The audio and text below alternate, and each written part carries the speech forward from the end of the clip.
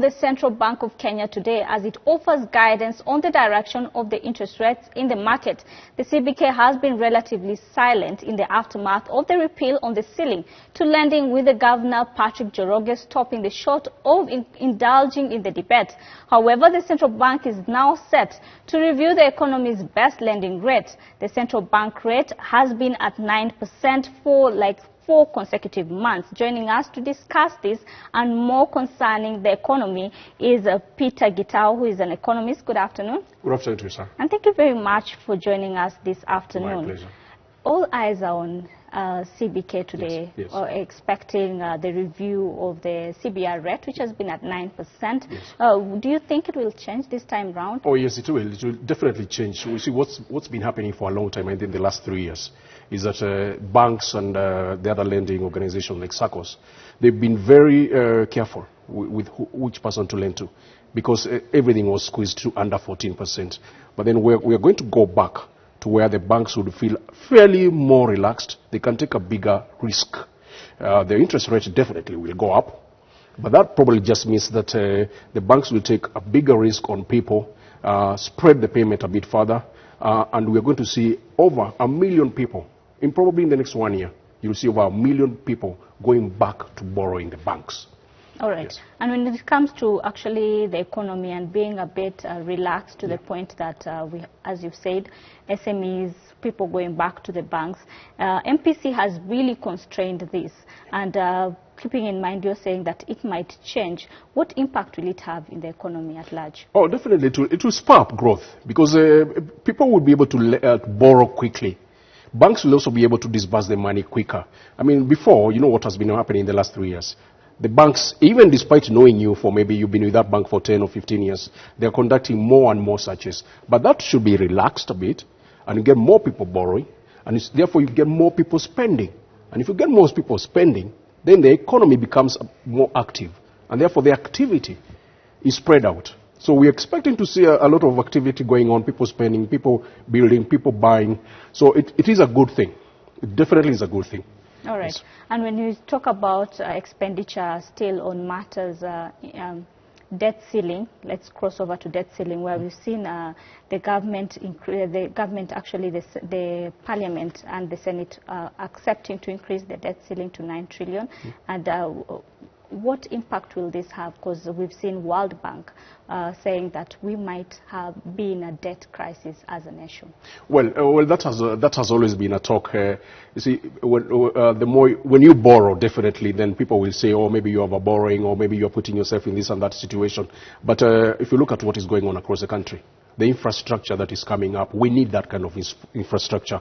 If you look at the roads, the railway, the port, we definitely need the infrastructure. Unfortunately, we have to borrow to get this infrastructure sorted. So yes, I do know that people will worry about what's going to happen, but I do not think, personally, I'm not worried about it, because we need that infrastructure to spark growth. So without those roads, without that railway line, without the port, then definitely growth will slow down. So it is one of those things that you have to pay the price if you want that kind of infrastructure. So what I would think is people need to be patient, people need to have confidence and trust, and let's get this infrastructure up and running, and eventually we should be able to pay off the debt. All right. Yes. And when you talk about infrastructure, first thing in mind is the standard gauge railway. Yes. Which we're still servicing the debt. Yes. 10 years from now, yes, we will still continue to service that yes. particular debt. Yes.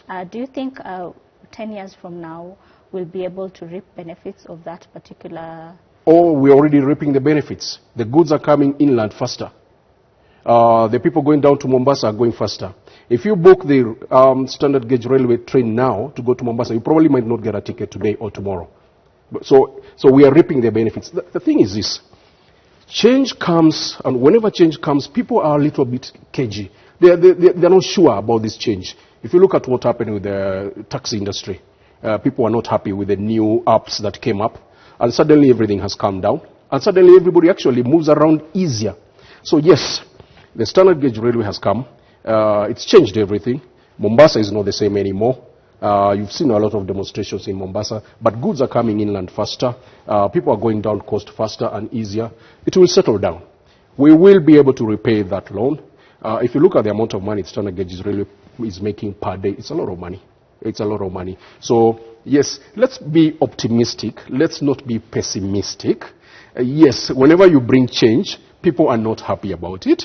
But let's be very optimistic, and I can assure you that railway line is going to change the country. I have a message for the people of at the coast.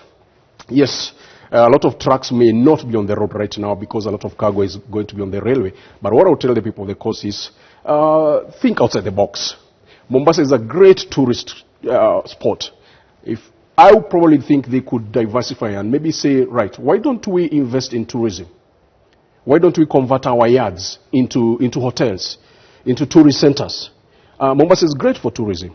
So we may not be able to have these trucks anymore waiting to bring the cargo to the inland, but we can turn it into hotels. Right. I mean, that's something they can think about. Has this robbed Kenyans of their jobs? And when you talk about Mombasa and people to diversify immediately, do you think actually someone can easily diversify like that, just go from truck business to tourism, just instantly? No. Again, that is all money needed for that. Absolutely. No, you can't wake up one morning being a truck driver and suddenly you are running a hotel. But it can be a gradual process. The thing is this. Change sometimes is painful, but you just have to do it. So what I would think is maybe these companies, maybe they need to come up with a way of helping their drivers and their mechanics and all the other stuff to transition. Maybe they need to retrain them. Maybe they need to give them some sort of send-off package to help them go into other industries. But change always is a bit painful. But when the time comes, there's almost nothing you can do. Absolutely. So it may not be that the truck driver will be running a hotel or will become a waiter or a chef tomorrow, but that truck driver can be retrained and do something else. All right, but yes. Don't you think we're killing Mombasa's economy at large? Well, not really, not really. The city of Mombasa is transitioning. It's changing. It used to be a city where remember, 25 years ago, Mombasa was full of tourists everywhere. They were making more money from tourists coming from Europe and America than they were making from the trucks that were moving goods to Nairobi. So why can't Mombasa go back to that? Why can't they clean it up and turn it into a tourist haven for people coming from Europe? So we're not killing Mombasa. If anything, I think it's a good thing for Mombasa. The congestion will be normal. I mean, entering Mombasa, trucks were all over the place. The tourists who would come would find it so difficult to enter. The traffic jam, remember, Miritini going to the island. Traffic was just terrible. So we are not killing Mombasa. We are cleaning it up, opening it up. And I think what they need to do, county and national government, work together, clean it up, open it up, go to Europe. Woo the tourists to come. And believe me, Kenya used to make more money using tourists from Europe than it would make from that port. If they can bring back those tourists, clean it up, provide good security, open up the roads, you'll find Mombasa is making more money than they were making from the port. All right. And speaking of still employment and economy at large, we're still seeing in the whole, like just Kenya at large, there's retrenchment. People are losing jobs. People don't have jobs. When it comes to the government's Big Four agenda, remember, manufacturing sector is supposed to employ millions of Kenyans, but it seems it's not serving the purpose. Why do you think this is happening? There was to answer that, Sarah, it's a little bit complicated. It's sort of a cocktail of reasons. There was talk last week that there's a lot of money going into projects across the country, yet people are not having money in their pockets. What's going on? The thing is this. You've got to look at the money that is for the projects. Some of it are county projects. And a lot of these people who are winning these tenders and these contracts from the county, a lot of them are not getting paid. The reason they are not getting paid is because of the stringent system of checks that money is actually used for. So if they say they did a road, they need to check that road was done. Now, there has been a problem in the last 2 years, where counties were accused of paying money and the project was not done. Now, remember, if a company has employed 200 people and is waiting to be paid for 2 years, what's going to happen? Those people will be laid off. And if you multiply that by 47 counties, you see there's going to be a problem.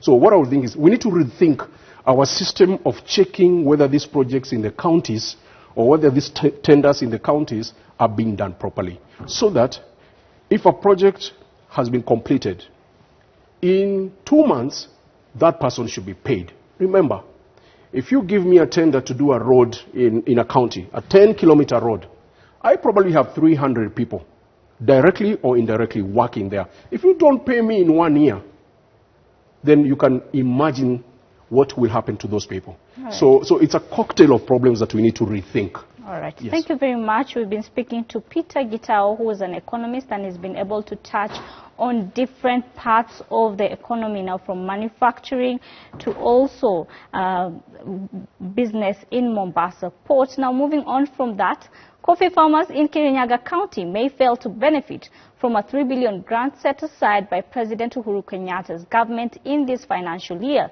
to revive the subsector. Farmers had a heated exchange with the